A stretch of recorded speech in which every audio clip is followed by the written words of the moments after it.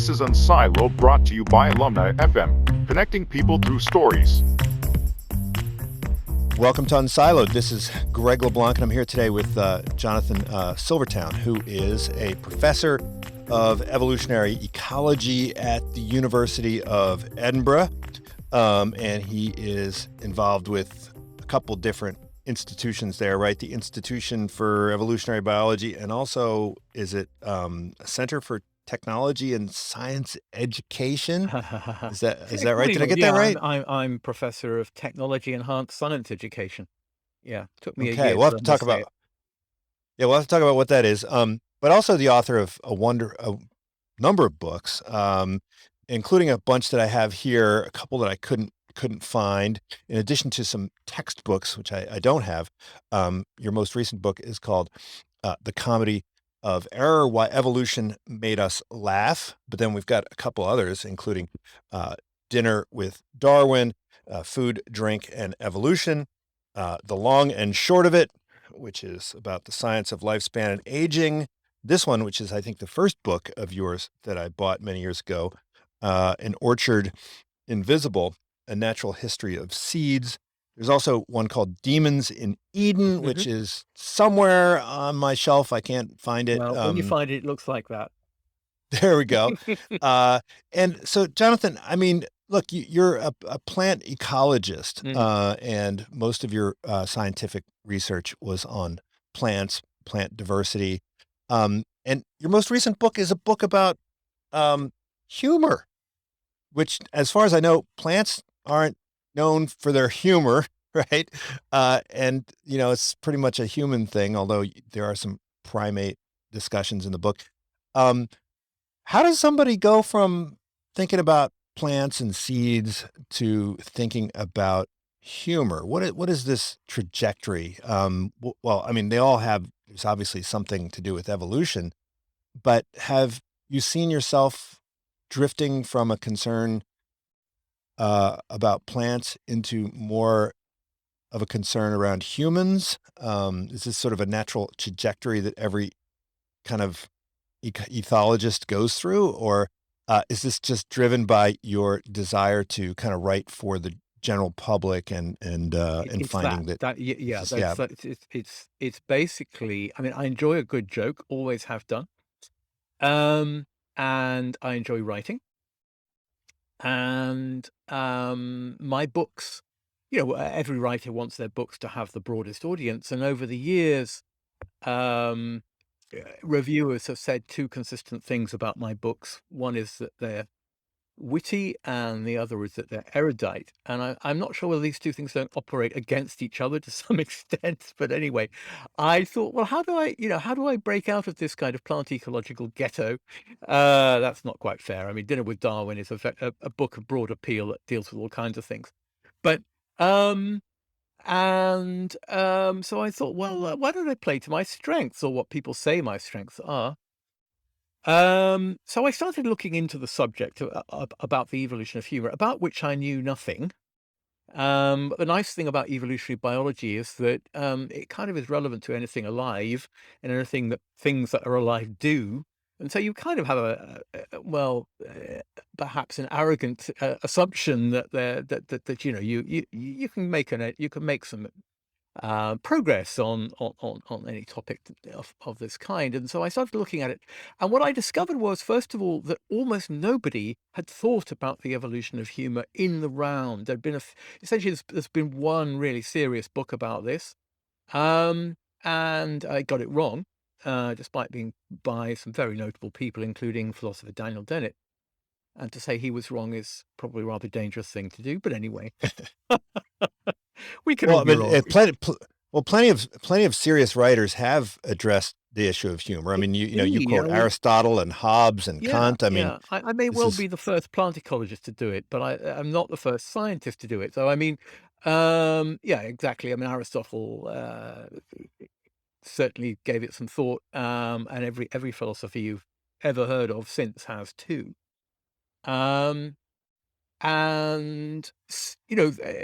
Basically what I try and do in the book is with jokes, and that's something which people who study humor find offensive. Strangely enough, I mean, there are at least a couple of prominent authors on this subject who said you mustn't laugh at what we do. You know, we study jokes, we don't make them. And I know they hate me for this, but actually what the book does is it takes jokes to illustrate Yeah, the each of the point. jokes is illustrating the point, which I enjoyed. Exactly. Oh, and I don't, Yeah. one thing I don't do is actually murder any jokes. So I don't dissect jokes to explain anything. I just drop them in, and hopefully if they're well chosen, then they illustrate the Well, point. well, I have to say that I did, laugh while I was reading the book, and I even smiled, even though, there was no one around. I still smiled. Oh, good, Um, good. And we'll have to talk about the relationship between kind of smiling and laughter. Mm, But, I think probably the first thing to address is, Hobbes's view, which I think a lot of people subscribe to, which is that, humor is often about putting someone else down, right? We all know about ethnic jokes. We all know about kind of, sure. gendered jokes and so forth. And I think it was Hobbes that articulated this, that, whenever you tell a joke, it's a way of pointing out your superiority to others. And so in that sense, humor is something which is, it's a mean thing. It's a negative thing. It's a bad thing, right? It's something which is inherently divisive. And so, that's one of the reasons why I guess there are a lot of serious religious people who kind of frown on humor. I mean, maybe they frown on it because it's also pleasurable and there's other things, but why is humor oftentimes viewed suspiciously by some folks? Well, I think nobody likes to be mocked, and humor is, I mean, is an excellent way of mocking authority. So, I mean, jokes about people, and of course, not all jokes are about people. There are plenty of funny puns in which there's no person at all. So, I mean, you could easily prove Hobbes wrong with a joke. The favorite one is, I went to the zoo the other day and all they had was a dog. It was a Shih Tzu. Apologize to your more sensitive viewers, Right. but Right. So so puns are not about putting anybody down, right? well, exactly. I mean, they can be, but the fact is that the point I'm making is that jokes like that demonstrate that while there are jokes that put people down, it's not the essence of a joke. I mean, the jokes that put people down are an instance of humor, but they're not the essence of humor. Um, and that's, what I try and do in the book is get to the essence of humor. And the essence, I mean, to give you the punchline, the essence of humor is incongruity. It's the difference between what you're expecting and what you get. So so basically, what you're expecting is the setup. I went to the zoo the other day, and of course the punchline delivers the incongruity. And there's good neurological evidence now from brain scans that actually this is processed in different parts of the brain.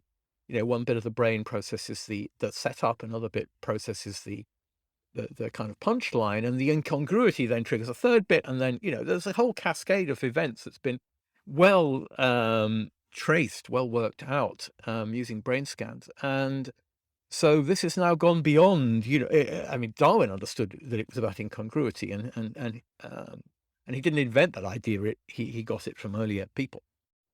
But what we can do today is rule out quite a lot of the other candidates for, what is humor. Which, I mean, Freud thought, for example, that humor was the essence of humor. And we're talking here about the essence, not just the odd example, but the essence of humor was catharsis. Right? Hmm. It's a purging of your anxieties or whatever, and it certainly does that. I mean, that there's that but if that were what humor was actually all about, then eventually, if you're watching a funny movie or a really funny comic, you would basically the laughter would dry up. Okay, as catharsis had its effect, you'd run out. You stop being funny. It doesn't work like that. Right. It works In fact, exactly the other way around. You Yeah. have a good comic has a warm-up act, right? They wouldn't have a warm-up act if what they were going to do was actually remove all the humor from the room so that Mhm. you know, the top of the bill would come on and nobody would laugh. That doesn't happen. So that immediately proves Freud's theory wrong, and it's extraordinary, actually. To what extent you can eliminate some of these other ideas, reasonable ideas, but not Mhm. comprehensive in their explanatory power, um, by the use of humor. So that's what I do. Well, you say it's about incongruity, but there's plenty of incongruity that does not result in, humor, right? So, Absolutely. you talk about kind of error detection and how important error detection is as a tool for survival. But, if you're walking down an alley and, you don't expect to get mugged and then you get mugged, right? That usually doesn't result in any laughter, right? So it's a Yeah. particular type of incongruity that That's results true. And, in and and once humor, again, I right? mean, since we're talking about evolution here, I don't apologize for mentioning Darwin frequently. So he wrote a book about the expression of the emotions in humans and animals. And there's a very small section about laughter, and he says that laughter is particularly common among young people when they're in a happy frame of mind. Um, it involves incongruity, and there mustn't be any threat involved. I mean, like threat to the Mhm. person. Obviously, the joke could be a threat, but that isn't what he's referring to. And so the kind of scenario you're talking about, where you're walking down an alleyway and the unexpected happens and it's not nice, that's not funny. Um, so there are a number of conditions that must exist for the incongruity to be funny, to trigger Right. laughter. Yeah. But also you can have laughter without humor, right? So, sometimes laughter is just a sign of playfulness and, you have a whole section on the importance of play and how, humans aren't the only ones that engage in play. But, to laugh, you have to be in a position presumably of some kind of, um what you're in a trusting environment, right? You feel confident that you're not going to be harmed, and this could be either mean that you're putting yourself in a vulnerable position around others that you trust, or it could be that you feel that you're in a position of superiority. But in both of those situations, you're not under threat, right? Yes, that's right. So laughter is what it's just the human version of something that ethologists call a play vocalization. Um, what is a play vocalization? Well, it's the noise you make when you're playing, when you're having fun. What's that got to do with evolution? Well, play is about learning to socialize. I mean, play is fun, but you might say, why is it fun? I mean, why do we enjoy it? Well, it's actually kind of a reward for learning a Mhm. really important thing that affects your future survival and reproductive opportunities. If you can't get along with in a social species like our own, if you can't get along with others, you aren't going to find a mate and you aren't going to survive. In more brutal history that we had perhaps today. So these are really important skills that you learn in as a child or as a young animal, and it's just as important to dogs and apes and other apes, I should say, than us, and all social animals. So um, I mean, it's extraordinary that rats actually have a play Yeah. vocalization, but it's not audible to us. They tweet. You describe rats playing.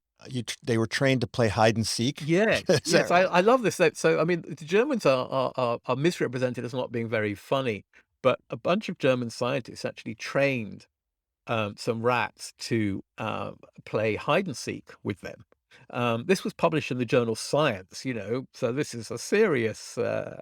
This is this is not a Mickey Mouse experiment, and um, so apparently it takes 2 weeks to train a rat to play hide and seek, which is actually not bad when you think about it. Um, and when the rats were hiding, they were quiet, and when Mhm. the rats were seeking, and they arrange some kind of arrangement of baffles and things so that the Hmm. experimenter, obviously a lot bigger than the rat, could hide from the rat. And when the rats were seeking, they made noises, and they squeak at this sort of ultrasonic level, which you can, with technology you can Hmm. hear. Um, and it's the same noise they make when you stroke them or when they play with each other. So it's a play vocalization, but of course it's different to ours, but it serves the same function, which is basically to say, I might be chasing, I might be play biting, I might be doing things that could be misinterpreted as aggression, but it's play. Hmm. And so that's the supposed function of the play vocalization. It's a reassurance.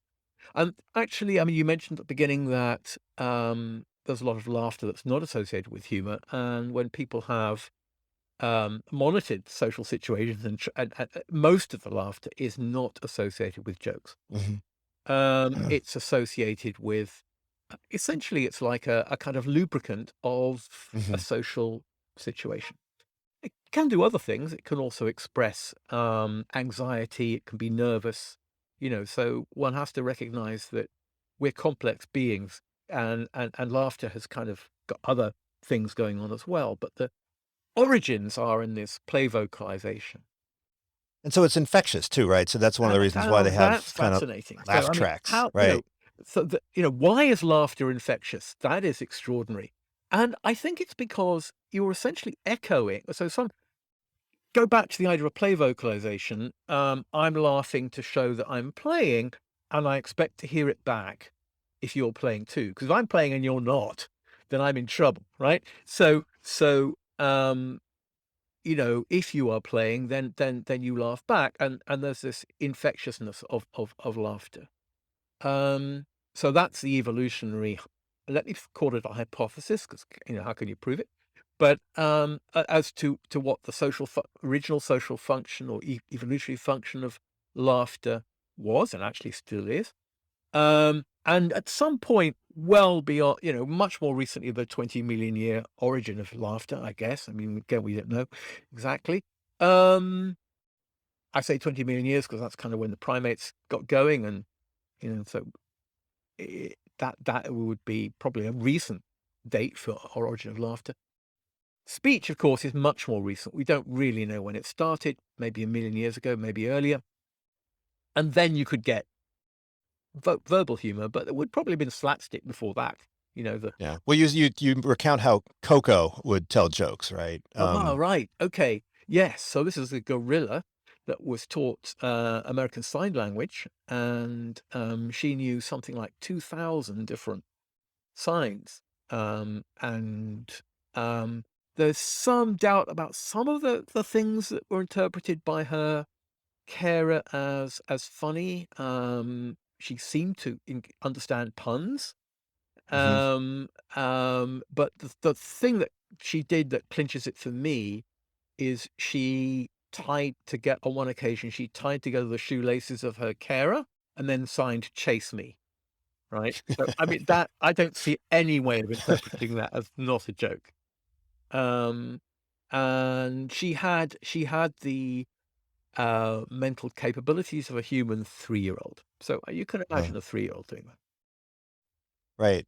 So, this is presumably why we have, laugh tracks, right? So Yeah, on absolutely. sitcoms, they would Yeah. they would put these in, and that would sort of put people in the mood for humor, and you mentioned that people aren't going to, laugh, if they're not in the mood for laughing, and I think, sometimes if you're in a fight with someone, one way to kinda resolve that fight is to try and encourage, laughter on the part of the other person, and oftentimes the other person will fight that and resist that, because they don't want to laugh because they don't want to, be in an amicable, friendly, playful, relationship at that moment, right? So does that when you start laughing with someone, it's clearly a sign of, affiliation and bonding So this is and really reconciliation. yeah, this is really interesting because it's possible to misread the signs and make a joke at the wrong moment,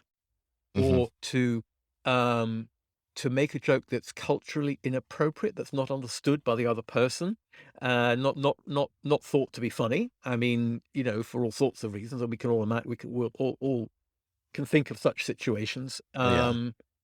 Um, One and way is the definition of the sacred is, the thing that you're not supposed to laugh at, right?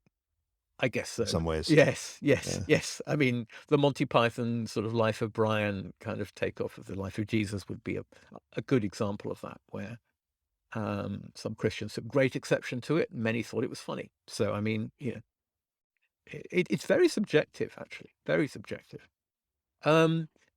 Which kind of fits with it being about incongruity, because if it's about the difference between what you expect and what actually happens, what you expect is, of course, very subjective. It depends upon all kinds of preconditions, doesn't it, and what mood you're in, and so on. So it's not surprising that laughter, that humor is subjective in that way.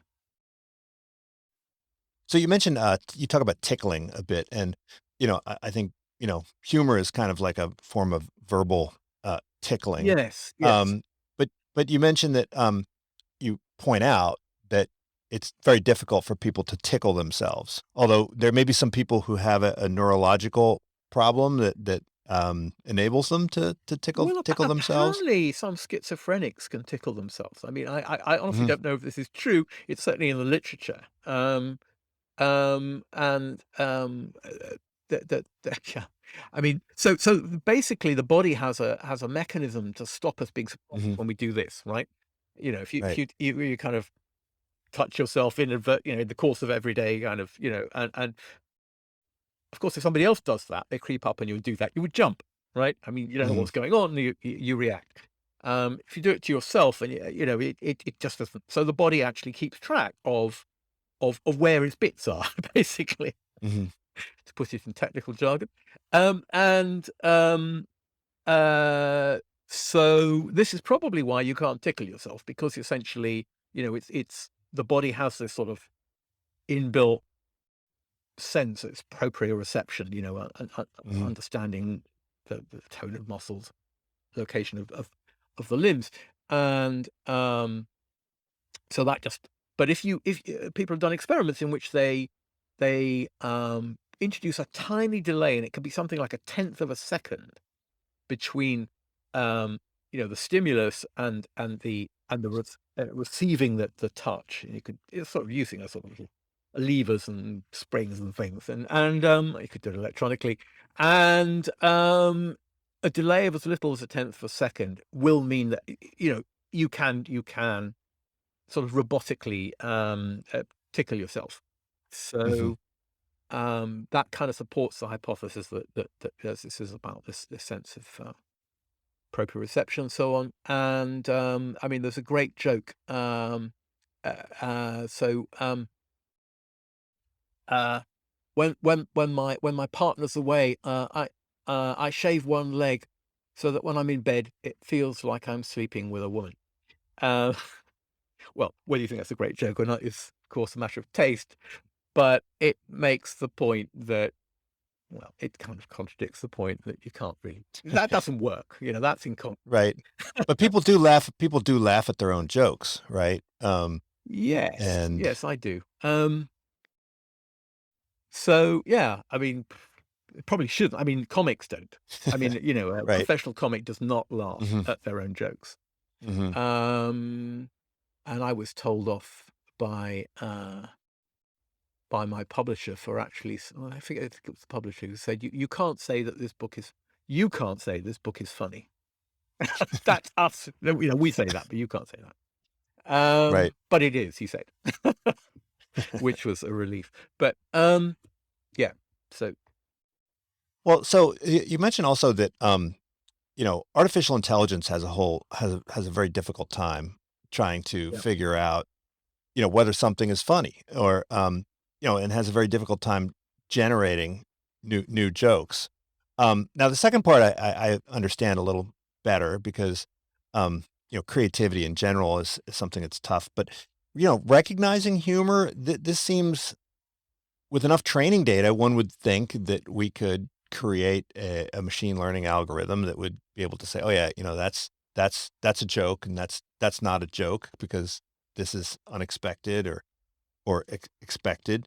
But you say that this is kind of like one of the ultimate planks in a Turing test, right? This is kind of, we're not there yet. And that they often kind of confuse one-liners with proverbs. Proverbs aren't funny, one-liners are funny. Why do you think artificial intelligence has such a tough time with this? Well, it's. I mean, the people who study this say it's an example of a kind of problem called AI complete. So you basically need an AI system that replicates the human brain, or human intelligence, if you like, before it will be able to do this. Now, it would be a brave person who said that AI is not going to conquer this. I mean, it's extraordinary Mhm. recently what progress has been made using machine learning in all sorts of areas. Um, so I'm certainly not going to say it can't be done, or even it might not be done quite soon. But at the minute, it does seem to be something that it's tricky. It may just be nobody's bothered to get deep Yeah. mind to apply itself to this issue. It's been too busy working out the structure of proteins, things like that. Well, I mean, maybe they'll come up with completely new ways of generating uh, incongruities in the same way that they've, you know, been very creative in generating new types of moves for games like Go, right? Where expert practitioners are kind of amazed and they say, wow, that's something, a human would never have thought of, but Yes. it's still super skillful. Maybe they'll come up with new kinds of incongruities and create a whole new genre of humor that we haven't thought That about only other before. computers will laugh at, maybe. Yes. Right. Yeah. Um, but you also talk about smiling and the relationship. So the book kind of, goes off in a bunch of different areas, and you talk about kind of smiling and how smiling is different from laughter.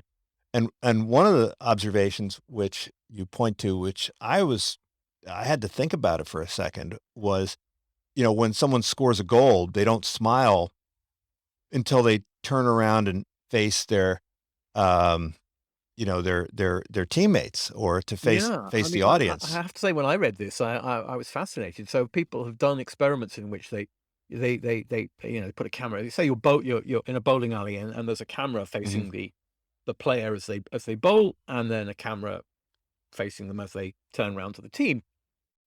And you have a strike, knock everything down, no response. Turn round to the team, beam. You know, uh, um, and it's not just in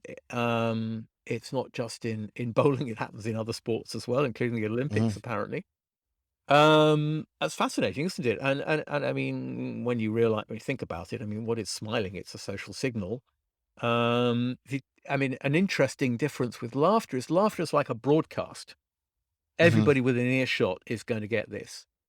Smiling is directed, and that demonstrates very clearly that it is directed. That's not surprising, really, because after all, it's a visual signal rather than an auditory one. But it does mean it has a different sort of function in social discourse. Well, you mentioned there's 3 types of smiles. I was only familiar with, like, fake smiles and real smiles, right? So the whole, Duchenne Yes, smile yes. versus the kind of forced smile. But you talk about kind of the reward smile, the dopamine smile. I mean, the dominant so was it reward smile, dominant smile, and affiliation, smile, and that these are distinguishable. So when somebody is smiling, kinda you can infer why they're smiling based on the particular nature of the smile. Yes, and I think if you think about it, I mean, you pass somebody in the street you sort of vaguely know, and you give them a forced smile, and everybody, they can see that it's a forced smile, but it's still a smile. So, it's better than blanking somebody. Um, and yeah, so we're very sensitive to facial expressions. I mean, very sensitive. Um, and smiling is part of the repertoire. I mean, I am unqualified to talk about this at any depth. But I mean, people who study smile say there are those three kinds. It seems to me there are others as well. Ironic and things like that. It may be more difficult to establish them using experiments, but you know, we know irony is a thing, and that people smile in a certain kind of way when it's expressed. So So I think probably one of the most provocative points you make, and I don't think it's unique to this book. There's been a lot of discussion about this in evolutionary circles, but the idea that a sense of humor is sort of an unfakeable signal of some other underlying attribute, right? And when you look at the personal ads, it seems that there are plenty of people, particularly women, that are looking for a good sense of humor, right, in a mate. So what is it about a good sense of humor? And by the way, good sense of humor could mean two things, right? It could mean either that you're funny or that you are you find someone funny, right? indeed, What is it about the good sense of yeah. humor that that makes someone attractive? Well, the theory I advance in the book is that wit and wits are correlated, and that Mhm. because you can't fake being funny, uh, um, and being So wait, funny is a if you memorize a whole bunch of jokes from a joke book, doesn't that make you funny? you have to be good at telling jokes, and Mhm. that requires an understanding of. I mean, yeah, you can. I mean, I mean, we are. So the way I put it is this, that I mean, in an intelligent species, everybody's looking for an intelligent mate. You don't Mhm. want to have dumb children, right? We are called Homo sapiens after all. It's knowledge, it's intelligence that makes us human, and needless and naturally enough, we're looking for We're also called what? in our Homo offspring. ludens, right? I'm sorry, We're also called Homo ludens, there's a right? problem with the connection. I didn't hear that. We're also called Homo ludens, right? You know, the Yes, yes. Well, that's playful the, ape. the the playful human. Yeah. Yeah.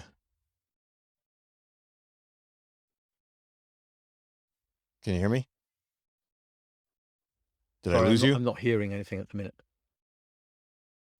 Now I can hear Hello, you, hello? but the Yeah. connection is a bit. Okay. Yeah, just Sorry. for a few Just go minutes, ahead. a few It seconds, doesn't but matter. Whatever you say will be recorded, so it'll work. right. Okay. So the idea I advance in the book is that there is an evolutionary advantage to humor and expressing humor, and it's basically um it's like the it's like the peacock's train. It's an advertisement for what matters in human mating, which is intelligence. And I'm Mhm. not saying that's the only thing that matters, clearly not. But it is important and this is cross-cultural, when people are asked for what they're looking for in a date or a mate, um, a sense of humor, whatever that means, comes up in the top three for men and women. Um, it appears that men and women mean something slightly different by this. Um, but I wouldn't attach too much importance to that, because I think that difference can be cultural. But men tend to mean by a sense of humor and mate, she's going to laugh at my jokes, and women tend to mean he'll make me laugh. Mhm. So and what happens in same-sex relationships, I don't know. That would be a fascinating uh, uh, thing to know about. So how much of this is about a unfakeable signal of intelligence, and how much of it is about the willingness to engage in what we might call kind of vocal grooming, right? So in other words, paying attention to the subjective response of the person you're interacting with, and understanding their subjective experience and being attentive to it. So there are some experiments which and they're correlative, really, which do suggest that there's a correlation between how funny somebody is to a third part to another person, and how they score an IQ test. So there's a Mhm. little bit of evidence of that kind. Um, it's not proven. When do you ever prove anything in science? I think the overall, it's the best hypothesis we have at the moment. The idea that humor helps you in survival because it's part of a sort of bug correcting mechanism, that cannot work because of what you said earlier, which is we don't laugh when the incongruity is threatening, right? So if detecting incongruities was purely about, oh my God, the world isn't quite as I expected, I better watch out. Of course, we have to recognize that, but we don't laugh at it. Why do we laugh only at inconsequential incongruities? The incongruities that don't really matter. It has to be something else. It can't be to do with survival. And the other thing in evolution, the survival and the reproduction, and that's it, basically. Hmm. So if we're to have an evolutionary explanation for humor, then it's likely to be to do with mating, and the sexual selection hypothesis is essentially what that's about. So I understand the notion that humor could be a unfakeable signal of underlying intelligence about the world. But doesn't it also say something about your empathy or your capacity to understand the other person, the audience, right? Yeah. Because it needs to be kind of calibrated to their sensibility, and it's kind of a form of vocal grooming, right? Where you're, um, you know, attempting to please that other person. So it's kind of a difficult to fake signal of empathy to some degree. Oh, for sure. I mean, you might call it social intelligence, I suppose. Yeah, which is rather broadening the idea beyond, Mm. what I started with. But yeah, for sure. Yes. I mean, none of these things, it's very easy to oversimplify these matters. And there are reasons for doing that at times. But I completely accept there are all sorts of other things going on. And, is there chemistry between people and all these kinds of things? And, and we like to be made to laugh. I mean, yeah. Mhm. So let's switch gears here and talk about Dinner with Darwin. Um, the end of the book, you talk about dinner parties, Hmm. and I'm a big fan of dinner parties. I love going to them. I love hosting them, and you point to the very central role of kind of food sharing Hmm. in the formation of relationships of reciprocity. Um, you know, how did that? I mean, food sharing is something that all primates engage in to some degree, right? But it Well, seems to be super central for humans, right? yeah. I mean, actually, I think um, most other animals, most other all other primates, as far as I know, don't share food the way we do. I mean, so I show my students, when I talk about this at the beginning of the semester, I give them a lecture about evolution of food and humans and so on, and I show them a picture of the Last Supper, and I say, so which famous sort of um, painting of the Last Supper, and everybody sitting around sharing food, breaking bread. It's a very a human thing, and I just say, well, this is extraordinary. This is not something you will find other animals doing. Um, how did we come to share food so amicably? And if you see somebody who doesn't have food and you have some, you will. I think it's a natural reaction to want to to help somebody that way. I mean, you may not necessarily want to give them money because you know what they're going to do with it, but if you know that they're hungry and they're going to eat, you can help them. Then that's a sort of impulse I think that we all have. You won't find chimps doing this kind of Mhm. thing. I mean, so they largely eat fruit, but occasionally they'll go after a monkey, which they will kill and eat. And when they do this, Mhm. they try and keep the meat to themselves. And the only way that one chimp will get meat off Mm. another one is basically to pester them, and they'll put their hand over its mouth and they'll basically pester it till it lets it take something away. Whereas we don't do Hmm. that. We actually hand it out, and to strangers as well, not or people who are not our kin, right? Hmm. Um, Yeah. so that an evolutionary biologist will say, well, that requires some explanation. Um, it's, I mean, it could just be cultural, but it seems to be a universal in human society. Um, so where might it come from if it is if it does have at least partly a biological basis? And we are an extremely social species, and I think there are two uh, places you can see how this might have evolved. One is that we are cooperative breeders. I mean, this isn't what I necessarily go to into the book, but the famous phrase, the cliche, "It takes a village to raise a child." Um, it's certainly very hard to raise children on your own. You need others. Childhood is very protracted, etc., etc. So we help each other in raising children. This is a universal. So we share. We share. We're sort of born to share, if you like. We evolved to share, and there are good rewards for doing that in terms of success of survival, so on. So why not share food too? It's all part of the same thing.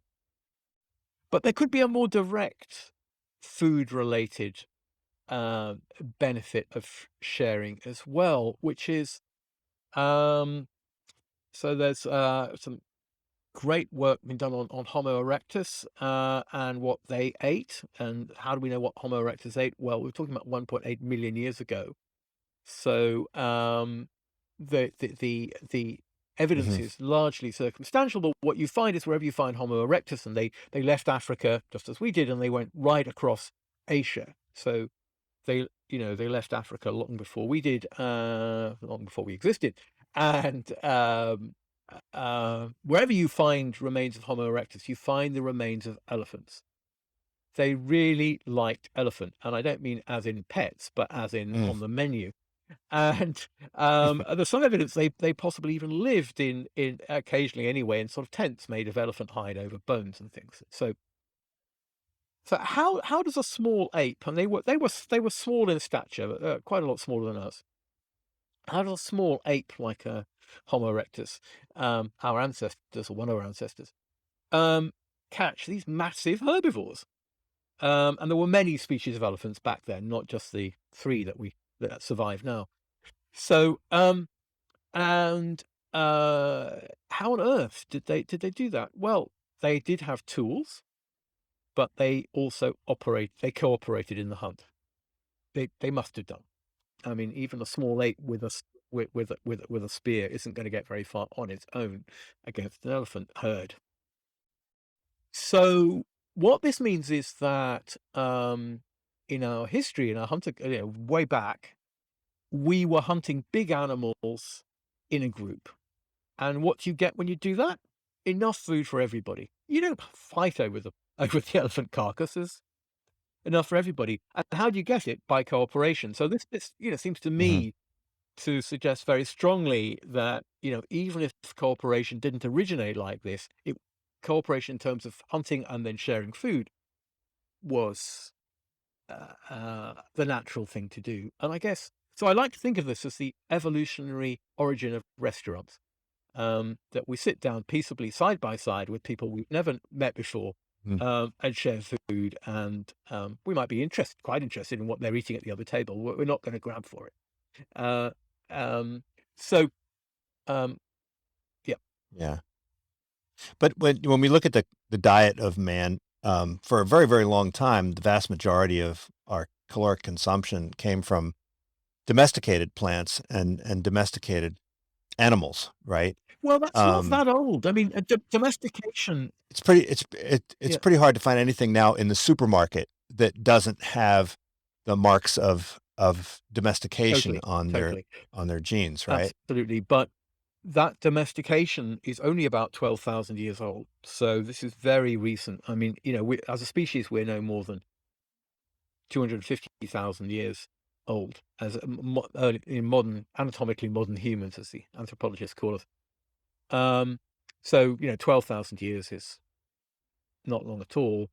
There may have been some domestication as far back as 30,000 years, but it would have been combined with hunter-gathering.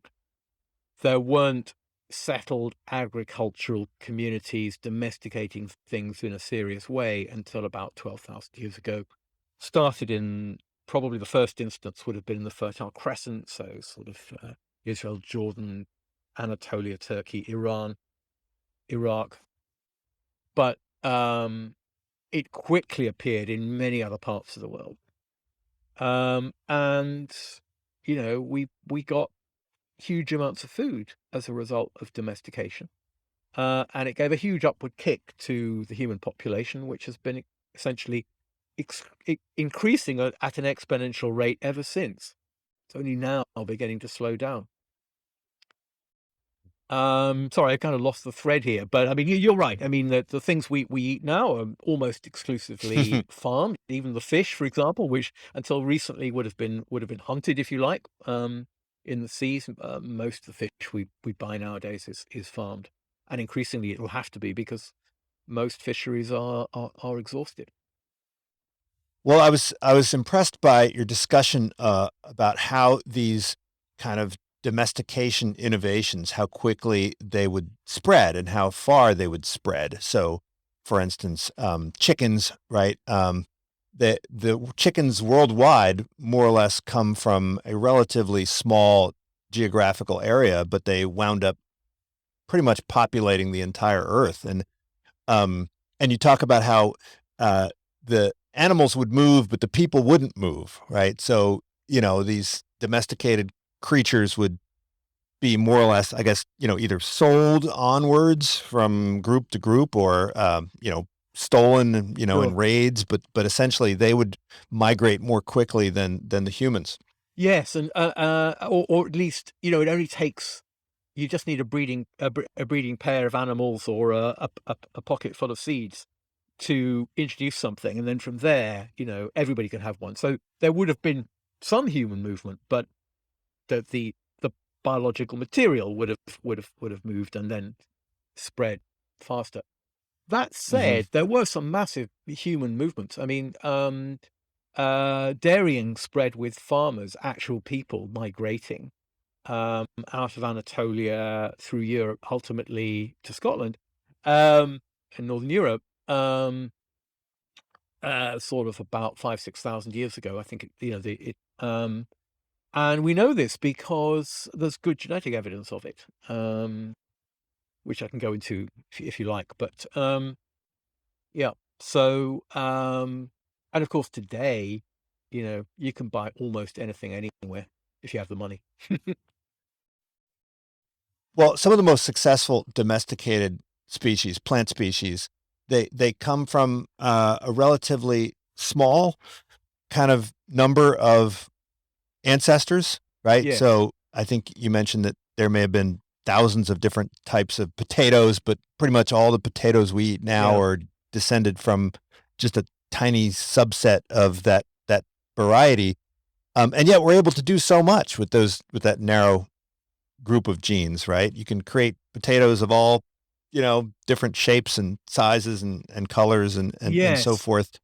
Do you think that when people are concerned about monoculture, is this and reduction in the genetic diversity of different plant species, is this a concern, or is this kind of Oh, no, overblown? Can we always kind of go back and grab whatever genes we need from the native it very populations? much is a concern. I mean, if you're growing, millions of acres of one genotype, then you are asking for trouble because there's going to be a fungus, there's going to be a rust fungus that just loves that thing that's adapted to this single genotype, and it will simply wipe out crops. And this has happened. It's happened to wheat.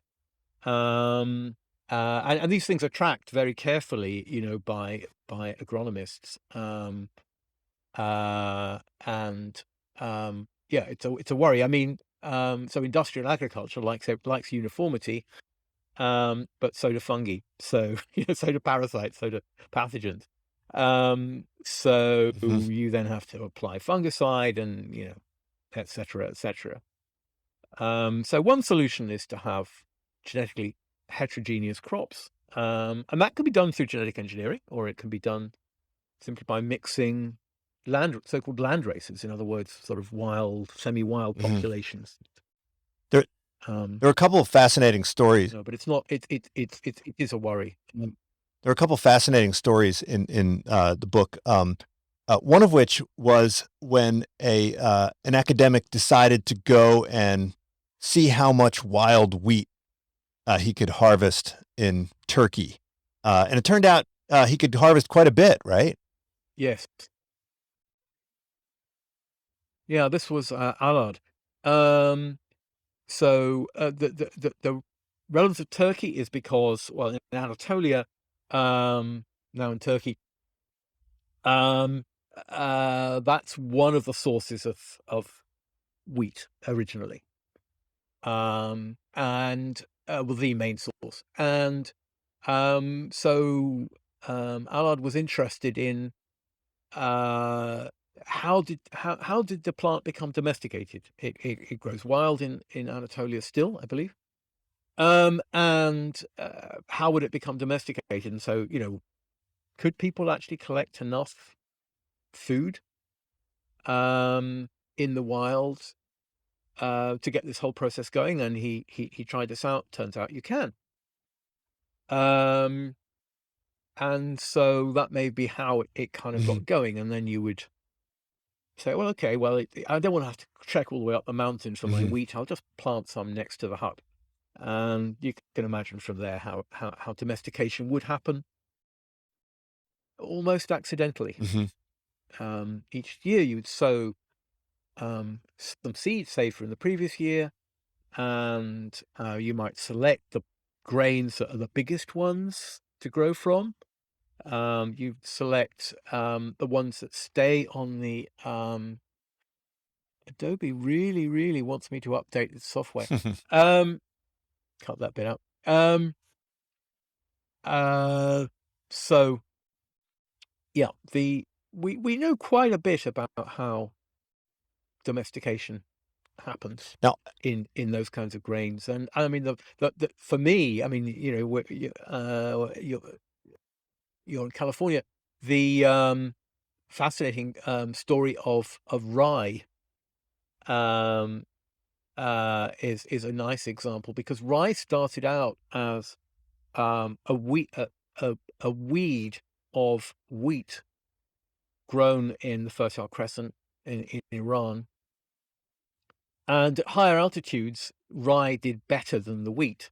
And so it was just growing probably as a weed, and farmers started basically resowing the rye instead of the wheat because it did better, and eventually you end up with a new crop. This found its way to Eastern Europe, where it was made into rye bread. And so when immigrants to the US came from Eastern Europe, um, sort of before the Second World War, I guess, and around that time.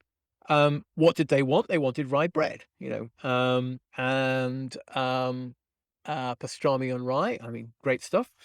But so it was grown in California. Mhm. But eventually, tastes changed, and the market for rye disappeared or declined, and farmers stopped growing it. But they stopped growing it deliberately, but it turns out that it was just stayed in the fields, and it started coming up on its own, and it became a weed. And genetic studies by Norm Elstrand, actually, in Riverside, have demonstrated that actually this weed is a descendant of the crop that was brought to Western North America to make rye bread. So this is a plant that started off as a weed, became a crop, got transported to North America, was grown as a crop, and then became a weed in the space of 100 years or so. So this is like feral rye, right? It's gone back to nature. Yes, yes. Hmm. And the difference between, say, feral and domesticated animals is their docility. The difference between sort of feral grains and domesticated grains has to do with the fragility of the seed. Is that right? Yeah, sure. So wild plants disperse their seeds, which basically means if it's a grass like a wheat or rye or something, that the spikelet, the little flower containing the seed, breaks off naturally. Um, and you can tell it's broken off naturally if you find the remains in an archaeological dig. Under a low power microscope, you can see that the break was clean, and it was essentially something intended in inverted commas to happen by the plant. But farmers don't want all the seeds to fall to the ground before they're ready to collect them. So what they do is essentially select for plants to retain their seeds even after they're ripe. And then they come along, and depending on the technology, with a combine harvester or with a thresher, and uh, essentially break the seeds off mechanically, and that leaves a characteristic mark as well. Not a clean break, but a sort of clearly broken stick kind of sign. And so you can use that in analyzing how far domestication has gone uh, among the grains recovered at any particular time in any particular place. And this basically has been done in the Fertile Crescent in many places. And you can see that domestication was gradual in the early crops that people were saving, and they might get burnt, and that preserves the charred remains, which then can be analyzed later by archaeologists. And the whole process, judged by this breakage signature, took thousands of years. Mhm. So we could go into all of these books, but I want to wrap up by asking you about this role that you have in the teaching of science, right? So this seems like an interesting position. You've got academic research, but you spend an enormous amount of time communicating with the general public. Why is this important to you? And do you think that scientists should all spend time trying to communicate their findings with a more general public? I think I got the gist of your question. So again, we there's a connection problem, but let me answer it, and then you can. Yeah. Okay. So should all scientists be communicating their science? I don't like telling people what to do, and you know, if it's going to get in the way of them doing great science, who am I to say they should be spending time communicating it? However, we are all spending public money by and large. And so I think it's in our own interests to communicate with the public. And some people enjoy doing it, as I do, and some people don't. And so I'm not going to say everybody should do it, but I think that in modern academia, it is pretty much a requirement. That's not me saying it; that's just the fact of life. Um, A lot of people are talking about unbundling research and teaching. well, Um, does does yeah, teaching help you with your research? I mean, I think most academics will say that the link is really important. But in a sense, it's what students say that is most convincing on this. And certainly, when I lecture our students in Edinburgh and I say, and the people upstairs in this building discovered this, they are impressed. I mean, they like the idea that they are studying in a place where new knowledge is created, and that the people lecturing them are participants in this process and not, as I do a lot of the time, simply repeating what they've read. But of course, it's all part of the same thing. So yeah. So I think most academics, would subscribe to the link between those two, but I think there's evidence from elsewhere that it is genuine and important. Well, Jonathan, look, it's been fascinating talking with you. I can't recommend highly enough your wide range of books. I haven't checked out your textbooks yet, so I can't Where have you speak to been? them, but I'm sure they're fascinating too. I need to get to them, but the books that you've written for the more general audience are fantastic.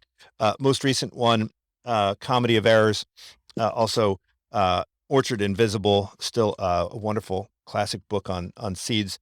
Dinner with Darwin, which I really enjoyed, and The Long and Short of It, which we didn't even mention or talk about, but perhaps another time. That would be Thank you great. so much, And Jonathan. it's been a real pleasure, Greg. Thanks so much.